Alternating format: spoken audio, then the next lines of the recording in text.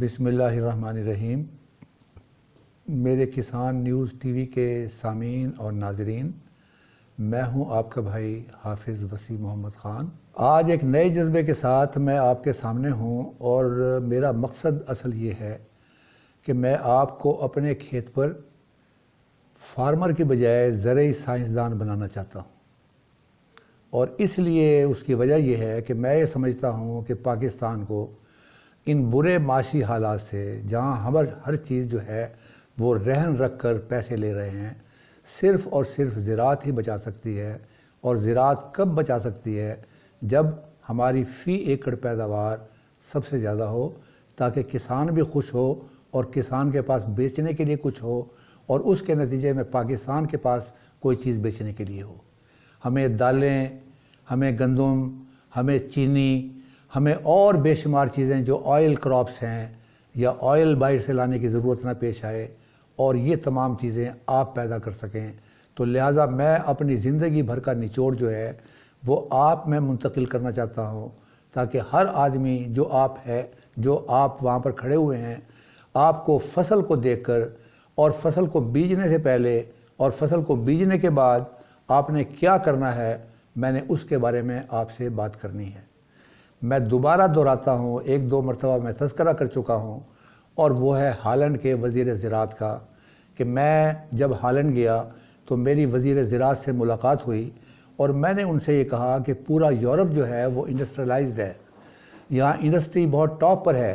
क्या वजह है कि हालैंड के अंदर पोटैटो का बीज तो मिलता है, फ्लावर्स मिलते हैं, यहाँ दूध मिलता है, गाय मिलती हैं, चीज़ मिलती है, चिकन मिलता है, तो यहाँ पर कोई इंडस्ट्री नहीं लगी। उसने बहुत प्यारा जवाब दिया और उसने कहा कि दूसरी जंग अज़ीम में हिटलर ने हमारी ईंट से ईंट बजा दी, और जब हमें आज़ादी मिली और हिटलर से निजात मिली तो हमने देखा कि हमारे पास कोई चीज़ बाकी नहीं है सिवाय ज़राअत के। और हमने देखा कि ज़मीन हमारे पास है, पानी हमारे पास है, इंसान जो बचे खुचे हैं वो हमारे पास हैं, जानवर जो बचे खुचे हैं वो हमारे पास हैं। लिहाजा हम तमाम तर तवज्जो अपनी ज़राअत की तरफ लगा दें। और ये 73 साल के बाद और 74 साल के बाद जो ये नतीजा है कि आज पूरे दुनिया के ऊपर हम राज कर रहे हैं ज़राअत के मैदान में, ये उसी हमारी पॉलिसी का नतीजा है। तो मेरी ख्वाहिश भी यही है कि हमारे पास जो इंडस्ट्री है, अगर उसको चलाने के लिए हमें किसी रॉ मटेरियल की ज़रूरत है, वो भी हमें बाहर से मंगवाना पड़ता है। तो मैं ये चाहता हूँ कि ये जो इल्म है ये मैं आपके पास मुंतकिल करूँ, और आप बज़ात ख़ुद किसी और से दाएं बाएं पूछने की बजाय आप इस काबिल हों कि आप दाएं बाएं के लोगों को अपनी बेहतरीन जो आगाही है उसके नतीजे के अंदर आप लोगों की रहनुमाई करें। और ये जो प्यार और मोहब्बत और मुल्क को खुशहाल करने का सिलसिला जो है, ये एक चिराग से दूसरा चिराग चले, दूसरे से तीसरा चिराग चले। मैं यहाँ पर एक बात करना चाहता हूँ, और वो बात ये है कि मैंने यूरोप में, ऑस्ट्रेलिया में, न्यूजीलैंड में मैंने अखबारात में इश्तिहार देखे, और वो इश्तिहारात थे बराए फार्म मैनेजर। अब उसमें नीचे लिखा हुआ था कि या तो वो आदमी एग्रीकल्चर की डिग्री का होल्डर हो, यानी ग्रेजुएट हो, और नीचे लिखा हुआ था आर या फार्मर सन, यानी किसी किसान का बेटा हो।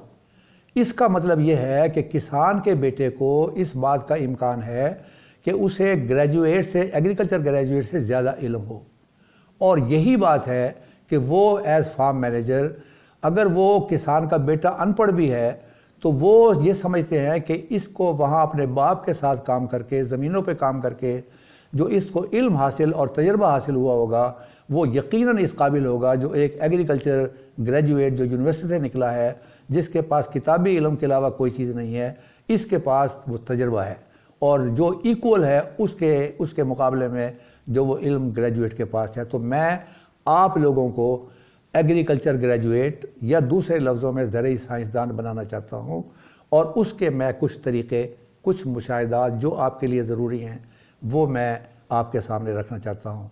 ये प्रोग्राम अगर लंबा हुआ तो शायद इसकी दूसरी किस्त भी आ जाए, तीसरी किस्त भी आ जाए, लेकिन ये एक डॉक्यूमेंट के तौर पर आपने अपने सामने रखना है और इससे रहनुमाई हासिल करनी है।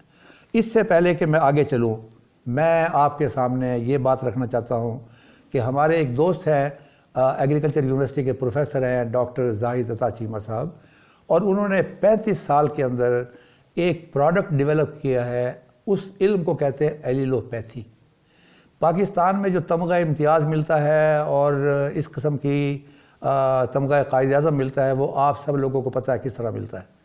उसको इस प्रोडक्ट के सिलसिले में जो उसने बनाया है और डेवलप किया है, उसको पाकिस्तान में तो इनाम नहीं मिला, लेकिन इंटरनेशनल एलिलोपैथिक सोसाइटी जिसका हेडक्वार्टर फ्रांस है, वहाँ से उनको फर्स्ट प्राइज़ मिला।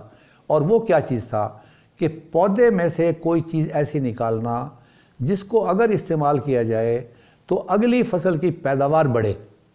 तो ये उन्होंने एक प्रोग्राम पर निकाला है, सुरगाब, ये उस प्रोडक्ट का नाम है। और ऊपर टेलीफोन चल रहा होगा, टेलीफोन नंबर दिया है ताहिर अहमद ख़ान साहब का, आप उनसे रब्ता कर सकते हैं। इसकी कीमत भी कुछ नहीं है और इसकी पैकिंग भी कुछ नहीं है, इसलिए कि डॉक्टर जाहिद अता चीमा साहब वो ख़ुद दुर्वेश किस्म के आदमी हैं और उन्होंने असल चीज़ पर पैसा लगाया है जो अंदर है उसके। और वो ये है कि एक फसल का एक्सट्रैक्ट लेकर उसका उन्होंने उसका महलूल बनाया है और वो 3 लीटर का है, जो 1 एकड़ के लिए काफ़ी है। अब ये दूसरी फसलों की भी बात में इस्तेमाल होता है, लेकिन आज मैं गंदम की बात कर रहा हूँ और गंदम के अंदर वो 3 लीटर फ़ी एकड़ के तौर पर इस्तेमाल होता है 2 मरतबा। एक टिलरिंग स्टेज पर जो अब आलमोस्ट गुजर चुकी है, सिवाय उन लोगों के पास जिन लोगों ने लेट फसल लगाई होगी, उनके पास टिलरिंग स्टेज की कैफियत होगी। दूसरा, गोब की स्टेज पर आपने उसको इस्तेमाल करना है। इसमें ग्रोथ स्टिमुलेंट हैं और ग्रोथ प्रोमोटर हैं। और इसका काम क्या है? एक तो ये है कि आपके पौधे की इम्यूनिटी को बढ़ाता है। ये मुख्तलिफ़ किस्म की जो हमला आवर होने वाली बीमारियां हैं, उनके ख़िलाफ़ उनको खड़ा करता है। और जितने भी तजर्बे उन्होंने पाकिस्तान में किए हैं, उसके नतीजे के अंदर मैंने ख़ुद भी इस्तेमाल किया है, 5 से 7 मन फ़ी एकड़ पैदावार गंदम की बढ़ी है उससे। तो ये अगर आप इस्तेमाल करना चाहें तो आप ताहिर ख़ान साहब से रब्ता करें। और इसकी कीमत भी आप वो 3 लीटर की आप समझें, उसकी कीमत जो है वो क्या होनी चाहिए और क्या कीमत है, आप ख़ुद सुनकर हैरान होंगे।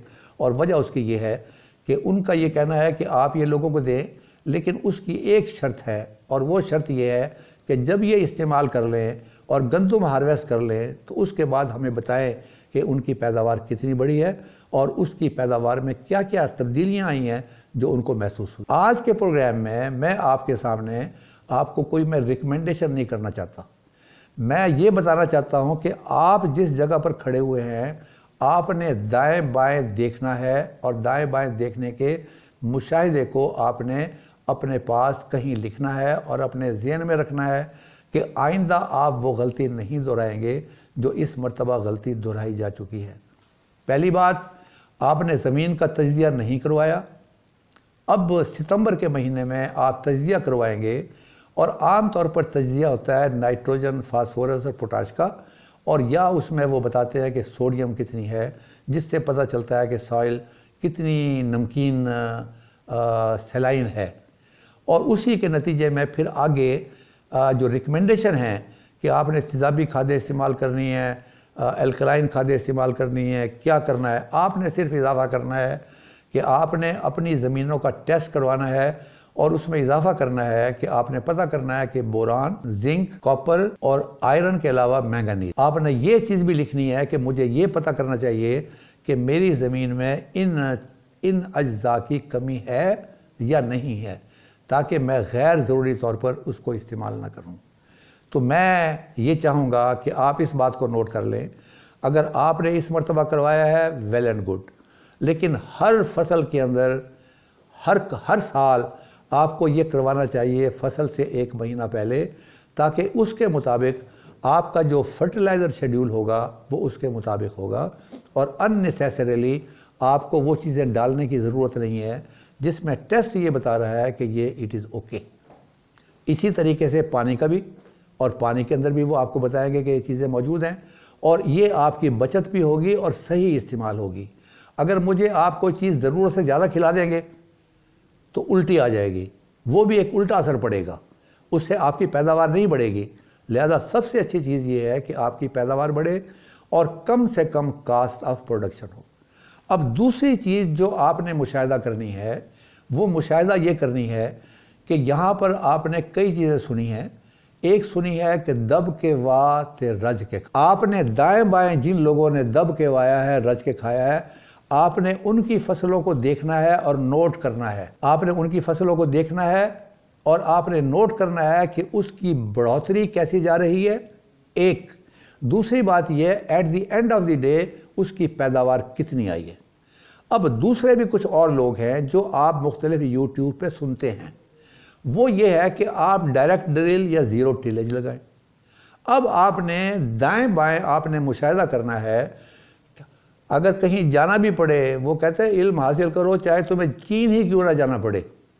अगर आपके दाएं बाएं नहीं है और किसी और एरिया के अंदर है तो थोड़ी सी तकलीफ़ फरमा लें कि जिन लोगों ने डायरेक्ट ड्रिल या ज़ीरो टिलेज पर अपनी फसल लगाई है, आपने उसका मुशाहिदा करना है कि उसका उगाव कैसा है, वो कैसे खड़ी हुई है, और at the end of the day उसकी पैदावार दब के वात रच के खा वाले के मुकाबले में कोई फ़र्क है या नहीं है।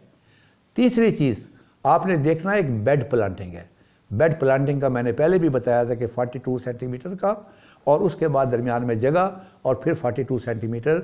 आपने उन जगहों को भी विज़िट करना है और उसमें देखना है कि वहाँ फसल की क्या कैफियत है। अब उस फसल की कैफियत जानने के लिए कई एक चीज़ों की ज़रूरत होती है, और वो ये है कि उस फसल पर पत्तों की ज़बान जो है वो क्या कह रही है।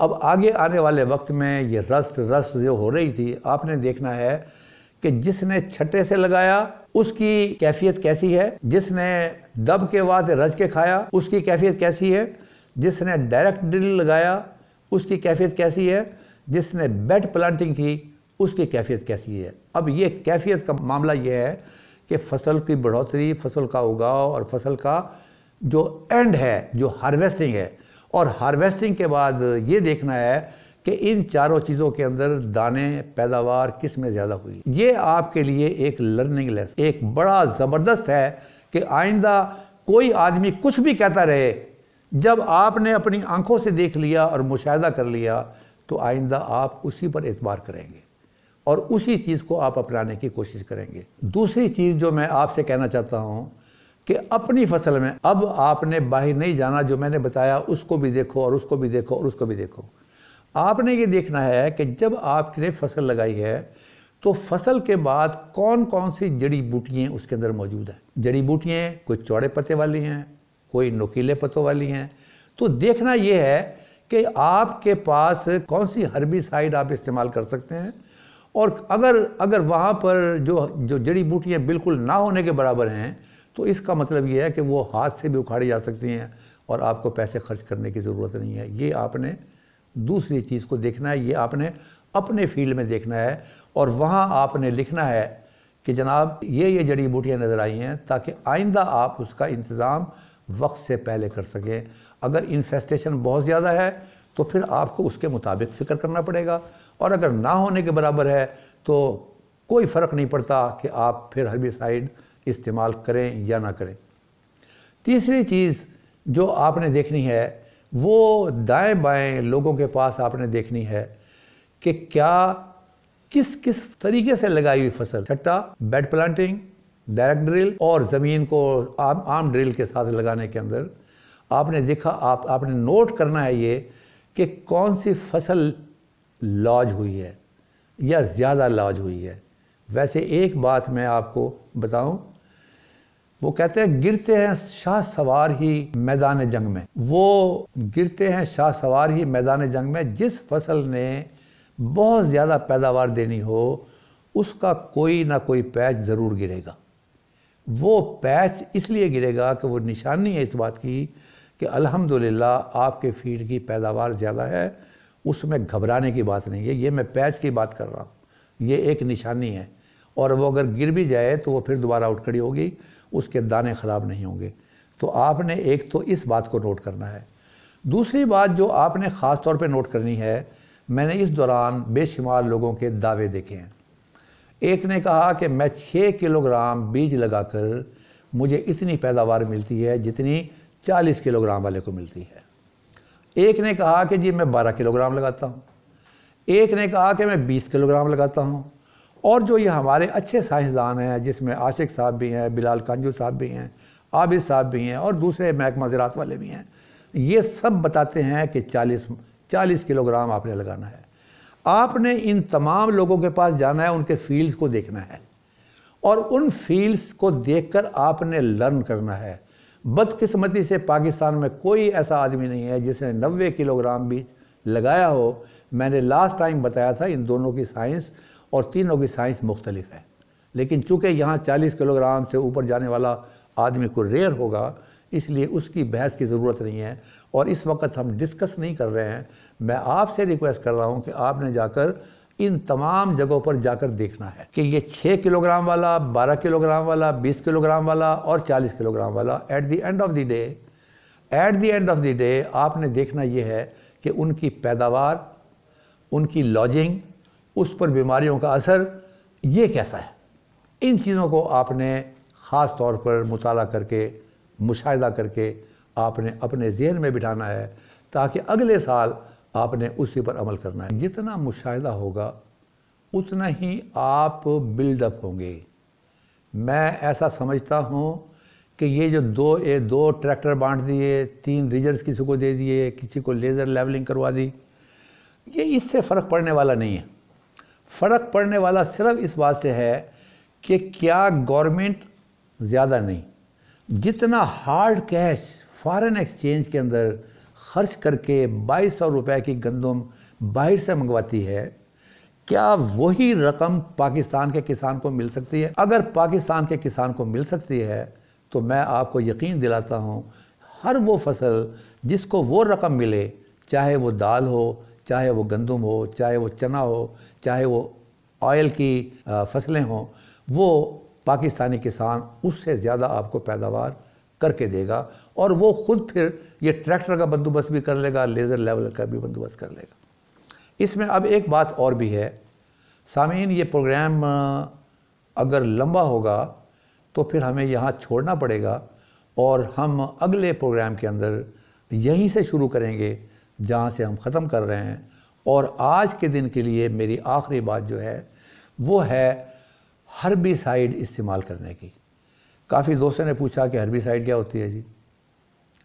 अब वो चूँकि बेचारा पूछ रहा है, लिहाजा मुझे नाराज़ होने की ज़रूरत नहीं है, इसलिए कि तमाम कंपनीज जो है वो हर्बिसाइड हर जगह हर्बिसाइड हो रही है। बहरहाल हमारी जो फसल की पैदावार उसमें 25 से 30% तक जड़ी बूटियाँ जो हैं वो खुराक खा जाती हैं जो आपने गंदम के लिए डाली है। और ये जो चूँकि जंगली उगी होती हैं इसलिए रोबस्ट होती हैं, इनकी जो बढ़ने की रफ्तार ज़्यादा होती है और आगे वो बीज ज़्यादा पैदा करती हैं जो आपको अगले साल भी नुकसान दे। लिहाजा यहाँ पर हम इस्तेमाल करते हैं हर्बिसाइड्स, और वो हर्बिसाइड इस्तेमाल करने के 2 तरीके हैं। एक तरीका ये है कि मैंने आज फसल लगाई और मैंने आज ही हर्बिसाइड का इस्तेमाल कर लिया, ऐसे आदमी हैं जिन लोगों ने इस पर अमल किया। और दूसरी वो है जो सब लोग हैं और जिसके नतीजे में ये 30 और 40 दिन के दरमियान की फसल सब की सब पीली हो गई और तमाम लोग कहने लगे कि जनाब ये तो कोई रस्ट आ गया है। जो मैं पहले अर्ज़ करता रहा हूँ, ये रस्ट नहीं है, ये स्ट्रेस है उस पोस्ट इमरजेंस हर्बिसाइड का। अब आपने क्या देखना है? आपने ये देखना है कि जिन लोगों ने प्री एमरजेंस हर्बिसाइड इस्तेमाल की, यानी पौधे के, गंदम के पौधे के पैदा होने से पहले, लगाने के पहले या दूसरे या तीसरे दिन जिसने प्री एमरजेंस हर्बिसाइड इस्तेमाल की, क्या थ्रू आउट द टाइम, ये सारे जो 120 दिन का 130 दिन का जो वक्फा है, क्या इस दौरान उसकी फसल जो है उस तरह पीली हुई है जिस तरह पोस्ट एमरजेंसी हो, जो 40 दिन के बाद, पहले पानी के बाद जो तरवतर आता है, उसके बाद जो रिकमेंड की जाती है, क्या उनकी फसल उसी तरह पीली हुई है? इन दोनों का फ़र्क देखना है। इन दोनों के फ़र्क के बाद फिर आपने ये देखना है कि इन दोनों की पैदावार में क्या फ़र्क है। जैसा कि मैंने आपको बताया कि मैं आपको ज़रूरी साइंसदान बनाना चाहता हूँ, तो लिहाजा ये तमाम मुशाहिदे की बात है, मैं कुछ नहीं कर रहा हूँ। मैं अपनी बात पर कायम हूँ कि इंशाअल्लाह ताला अगर हम कुछ नहीं कर सकते, अल्लाह ताला ने हमें पाकिस्तानी बनाया है पाकिस्तान को खुशहाल बनाने में और ज़राअत के ज़रिए, इसलिए कि मैं चूँकि ज़रूरी साइंसदान हूँ, इसलिए मैं ये चाहता हूँ कि हम अपने फील्ड के अंदर किसी से पीछे ना रहें। और मैं अपनी बात पर कायम हूँ कि अगली फसल लगाने से पहले सितंबर या अक्टूबर के महीने में मैंने यहाँ पर 4-5 ट्रेनिंग प्रोग्राम्स करने हैं और उस ट्रेनिंग प्रोग्राम्स के अंदर बेस्ट ऑफ द बेस्ट जो ट्रेनर्स हैं मैं उनको बुलाऊंगा। और वक्त गुजरने के बाद कि ज़लज़ला आ गया उसके बाद क्या करना है, क़यामत आ गई उसके बाद क्या करना है, मैं ये तमाम बातें चाहता हूँ कि वो डिस्कशन हो वक्त से पहले, ताकि मेरे किसान जो है वो जुट जाए कि मैंने ज़्यादा से ज़्यादा पैदावार लेनी है। आखिरी बात मैं ये करना चाहता हूँ, अब आपने 20 एकड़ ज़मीन लगाई है गंदम की, आपने हर एकड़ की गंदम की पैदावार को देखना है। 1 एकड़ आपको 60 मन दे रहा है और आखिरी एकड़ आपको 20 मन दे रहा है। जब आप इस सब को मिलाएंगे, किसी में 30 हो गई, किसी में 25 हो गई, किसी में 45 हो गई, जब इन सब को मिलाएंगे तो इन सब को मिलाने के बाद पता चलेगा कि आपकी औसत तो किसी काम की नहीं रही। तो लिहाजा आपने मार्क करना है उन एकड़्स को जो सबसे ज़्यादा पैदावार देते हैं। इसका मतलब ये है कि मुझे 20 एकड़ पर खर्चा करने की बजाय बेहतर यह है कि मैं उतनी ही पैदावार 7 एकड़ से ले लूं और जो बाकी 13 एकड़ हैं उसमें मैं कोई और फसल लगा। तो ये आपके लिए एक बड़ा अच्छा होगा, आपकी कास्ट ऑफ प्रोडक्शन भी घटेगी। फिर वो जो सारे अंडे एक ही बास्केट में डाल दिए वो वाली भी बात ख़त्म हो गई। आप इसके अंदर अपने जानवरों के लिए चारा लगा सकते हैं, चारा भी बहुत अच्छा बिकता है। आप इसके अंदर ऑयल सीड क्रॉप्स लगा सकते हैं, कुछ और चीज़ें भी लगा सकते हैं। लेकिन वो जो पैसे अननेसेसरीली आप खादों पर, हर्बिसाइड पे, फंजीसाइड पे हट जा पीछे, उससे आप बच जाएंगे। तो आपने आइंदा के लिए फिर आपने उन्हीं फसलों की, उन्हीं एकड़ की तरफ तवज्जो देनी है जिन एकड़ पर सबसे ज़्यादा पैदावार होती है। इसका मतलब यह है कि वो एकड़ जो आपके 20 एकड़ हैं, 25 एकड़ हैं, 50 हैं, 100 है या 5 हैं, इनमें से वेरिएशन जो है वो आपने देखनी है कि मेरे ये एकड़ मानते हैं गंदम को, आपने उनको मार्क करना है और आइंदा गंदम उसी में लगानी है। और आखिरी बात जो आपने नोट करनी है, आपने पिछले साल किसी एकड़ के अंदर बरसीम लगाई होगी या लुसन लगाया होगा या जंतर लगाया होगा, लगाया था, ख़त्म हो गया। अब आपने गंदम लगाई इस साल। अब आप ज़रा देखिए कि इन एकड़ में जिनमें बरसीम लगी या लुसन लगा या जंतर लगा, क्या इसकी पैदावार, इन एकड़ की पैदावार ज़्यादा है या नहीं है उनके मुकाबले में जहाँ बरसीम नहीं लगी, जहाँ जंतर नहीं लगा और जहाँ लुसन नहीं लगा। तो ये आपने नोट करना है, मुशाहिदा करना है। तो मैं इंशाअल्लाह ताला बाकी प्रोग्राम अगली किस्त में, और होप यू आर चार्ज, और हम इस मुल्क को ऊपर लेके जाना चाहेंगे। फिर बाद में मैंने ये भी बताना है कि गवर्नमेंट को कौन कौन से एक्शन लेना चाहिए और आप लोगों की जो सप्लाई चेन है वो उसको मजबूत कैसे करना है आपने। वमा अलैना इल्लल बलागुल मुबीन।